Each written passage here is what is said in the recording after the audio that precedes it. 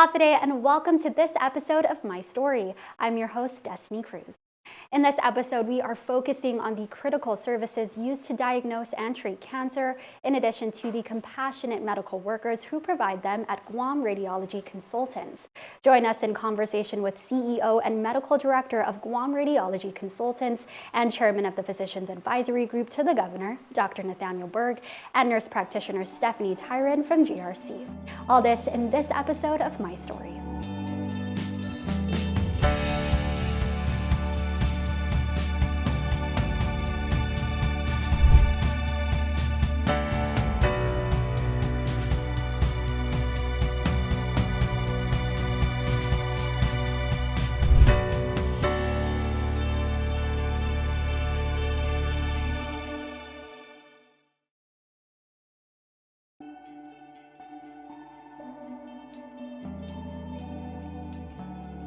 Hafide, and welcome to this episode of My Story. Today we're here at Guam Radiology and we are joined with Dr. Nathaniel Berg. Thank you so much for having us here. I know you're a very busy man, so thank you. We really appreciate just being here and being able to talk to you today. So how are you doing first and foremost? I would say very well. I'm always busy, you're right, but Yes. I'm happiest when I'm busy. That's great to hear because we know that you do very important work. But you know, for those who may not know you, I was wondering if we could just start out the interview by having you introduce yourself and the very important role that you play in Guam's healthcare community. Sure. So I am Dr. Nathaniel Berg, as you mentioned, and the main role I have here is as a radiologist and an interventional radiologist, which is my area of specialty.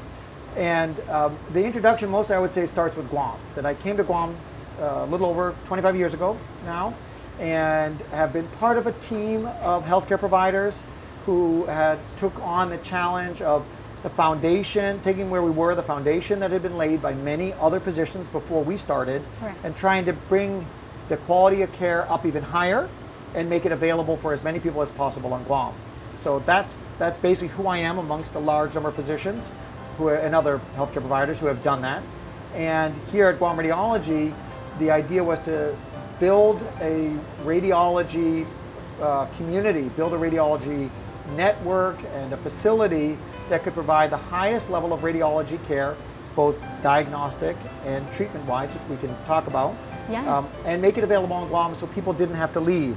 I think the biggest challenge that we faced when we first came out here, those of us who came around the same time I did, was doing what we could do to help people not leave home. Right? That's a big burden on people for so many reasons. Right. And speaking of radiology and why we're here, for those who may not know, what is radiology? I know that that's such a there's so many vast answers that can come from that question, but if we could just define what radiology is and what specific services do you guys provide here? Sure. So radiology, you're right, most people don't quite know what we do. As a radiologist, I can tell you that the field started with x-rays.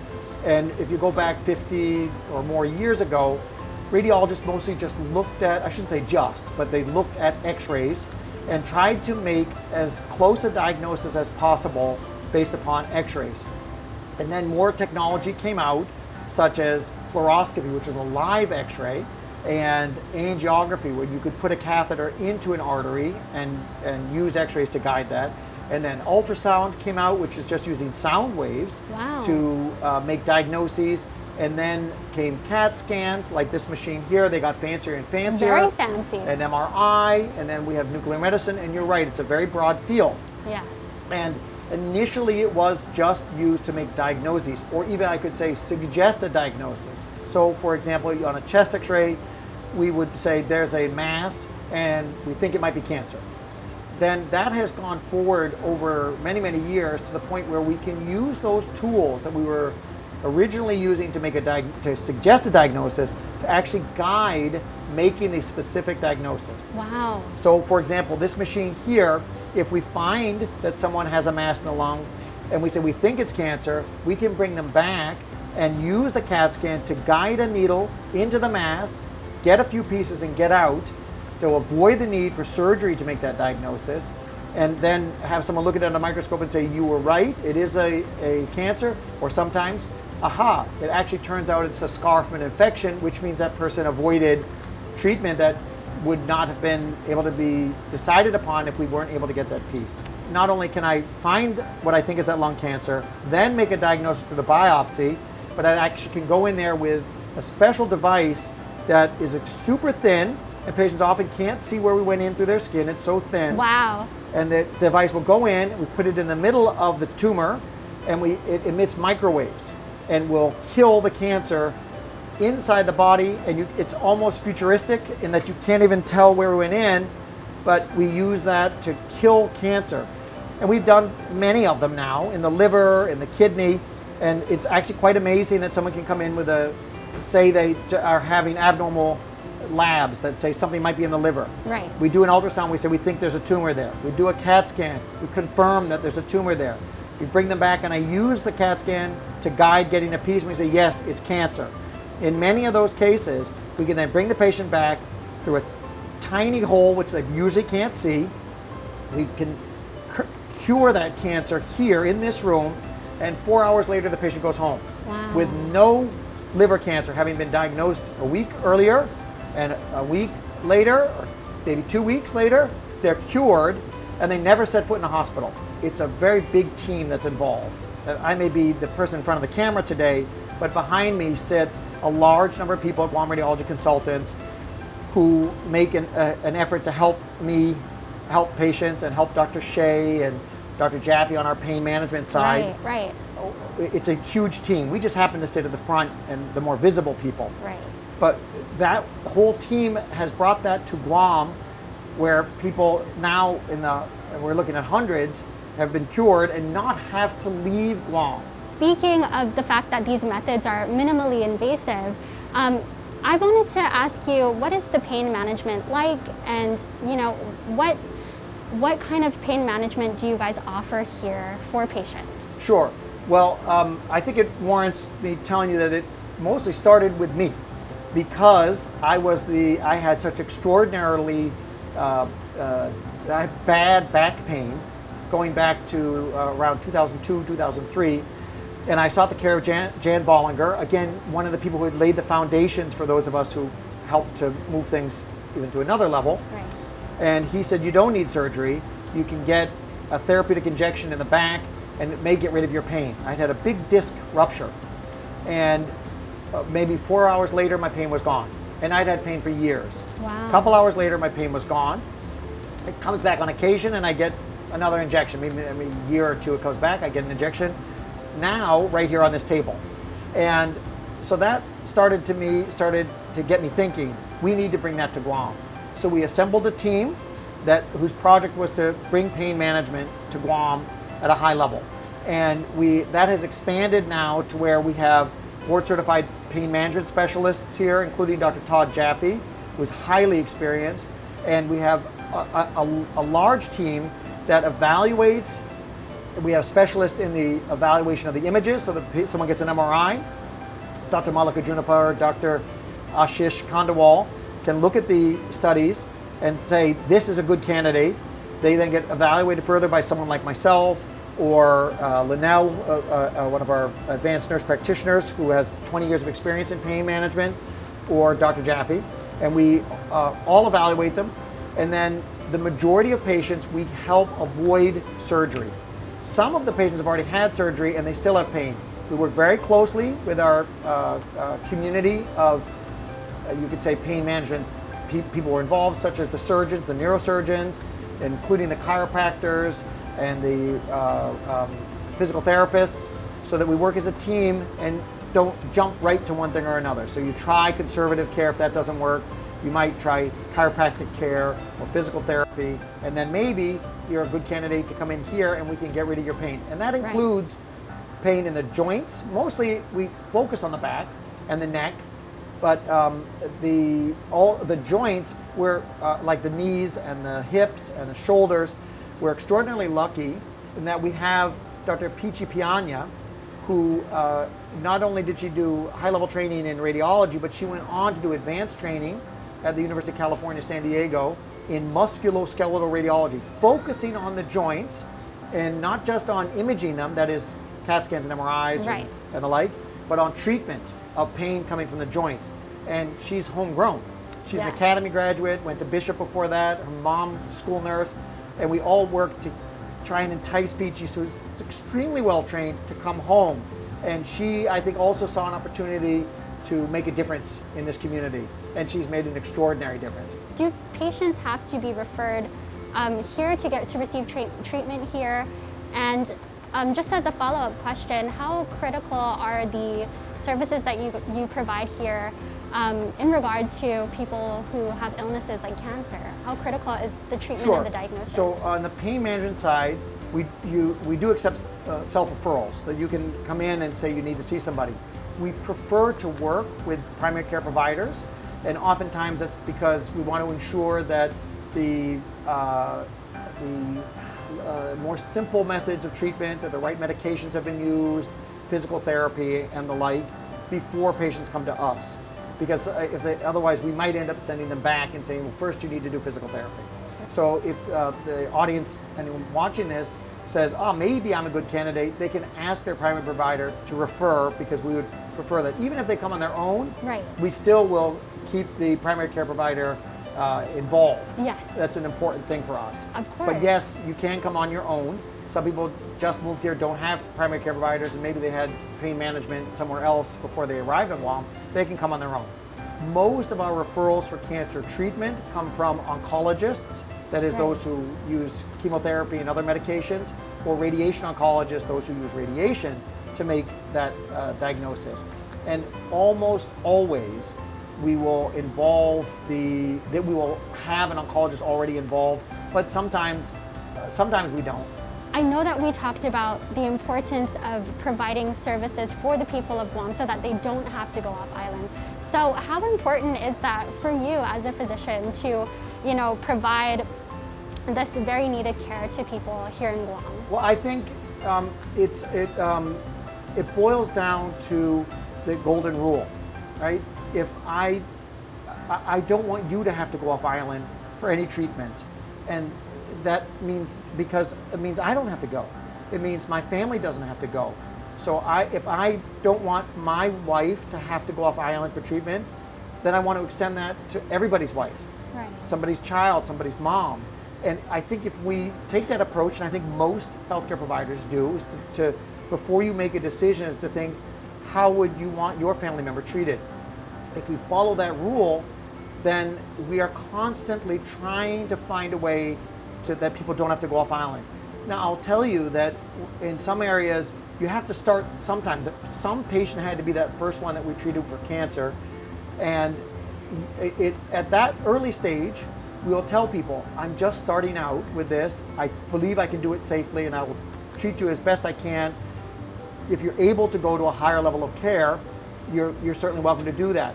Yeah. And not surprisingly, most people elect to stay on Guam because they want to be home. They want to go home. I want to sleep in my bed tonight. I don't want to sleep in a hotel room. I don't want to be away from my family. So we thought at first that people might say, no, I want to go to someplace that's done a ton of these. Most people don't, and it's not a financial thing. It's I think, just a human thing. I want to come home, and I'll rather, if I trust that doctor to do the best that he or she can do, then I'll do that, right? So For sure. I think it's important for me and the rest of us as a community of healthcare providers that we treat everybody as if it's family, as if that person is part of our family. Right, and that's such a beautiful way to end this interview, because I'm sure everybody has been touched by cancer in some way, in some form. So to know that we have great people within our healthcare community providing that level of compassionate care, it's very reassuring, just for me, and I'm sure for everybody watching. So Dr. Nathaniel Burke, thank you so much for giving us a little bit of insight to what you do, and thank you so much for everything you do for our community. Thank you so much. Thank you so much.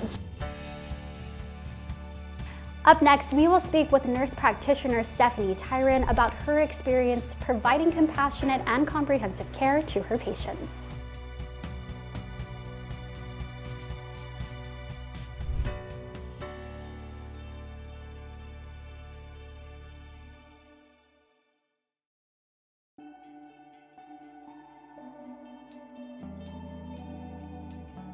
Welcome back to My Story. So now we are joined by Stephanie Tyron, and she is a nurse practitioner here at Guam Radiology. So how are you doing today? I'm great. That's great to hear. Busy, great though. I know. So thank you so much for taking time out of your day, honestly, to talk to us about what you do. And speaking of what you do, you know, for those who may not know, what is your routine like here at Guam Radiology?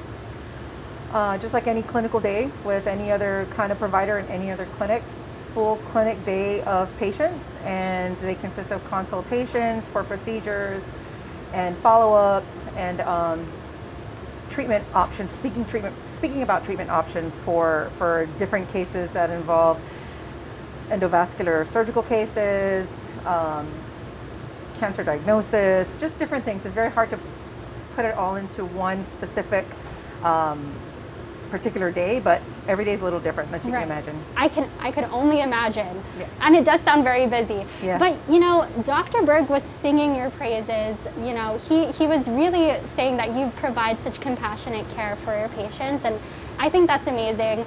But you know, to ask you, why is it important for you to provide such compassionate care for your patients?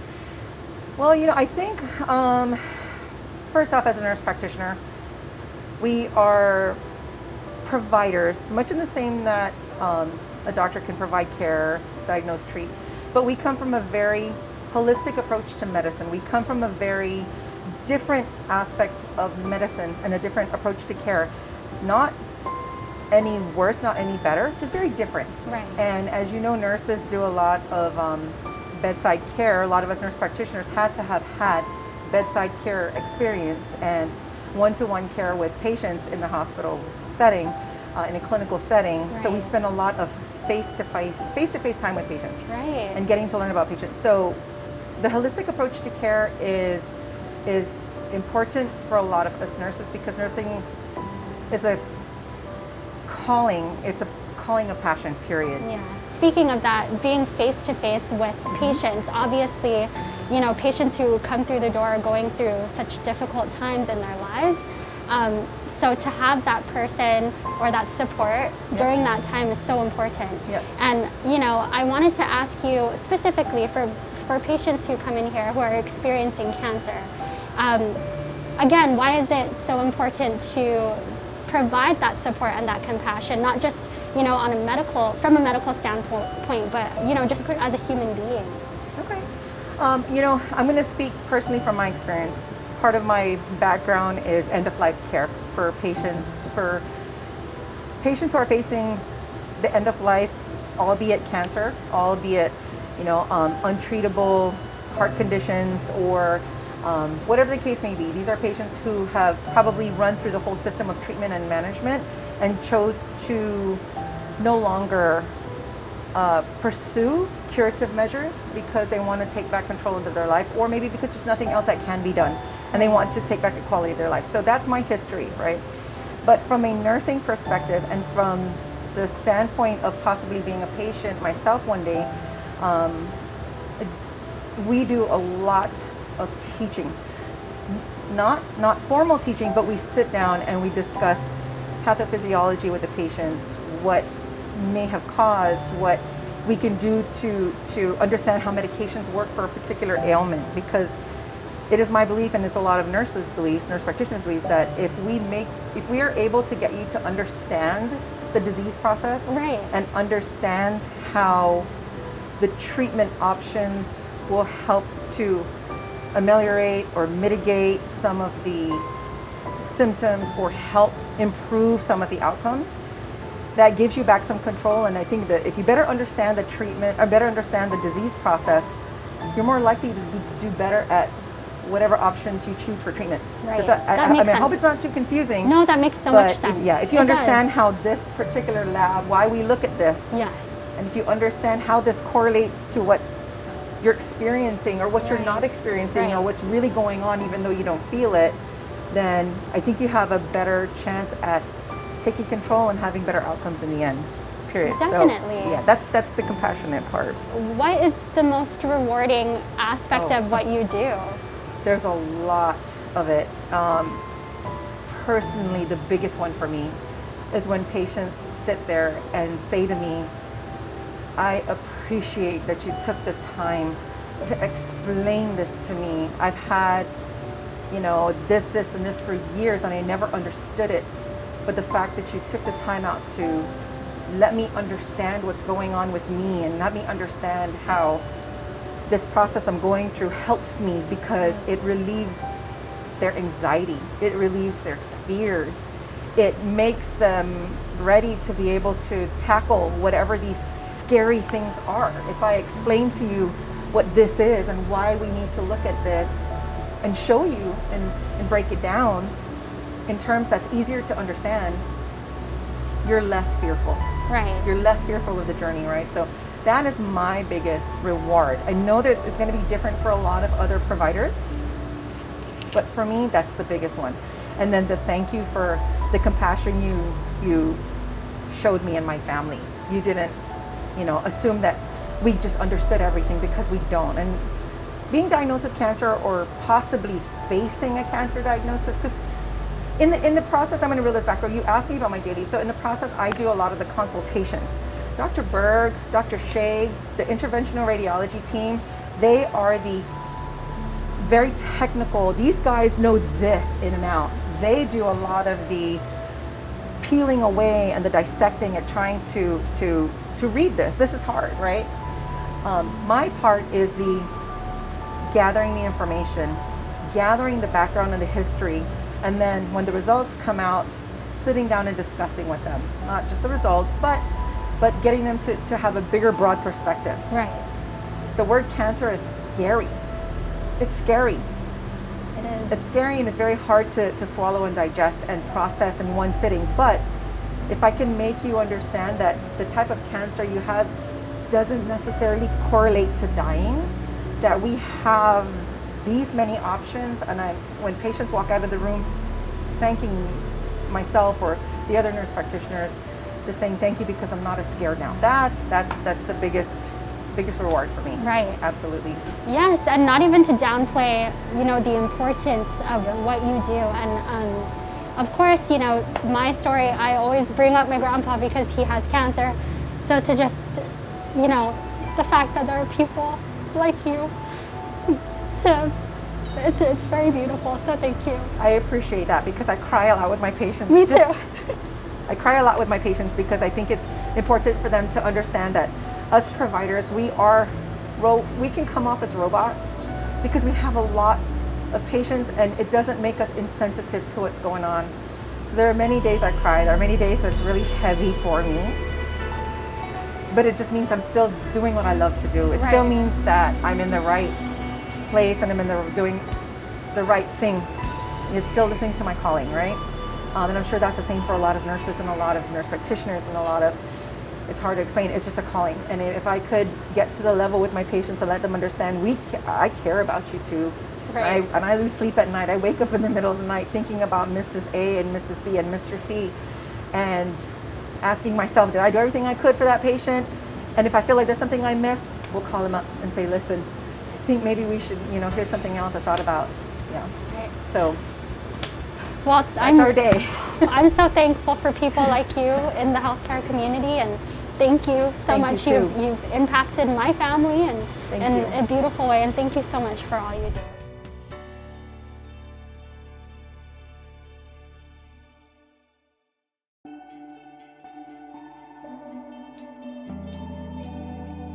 It was an honor to hear about the inspirational work that Dr. Berg and nurse practitioner Tyron do for our island's community. Healthcare providers like them have positively impacted the lives of so many individuals and families in Guam. Thanks for watching this episode of My Story. Adios.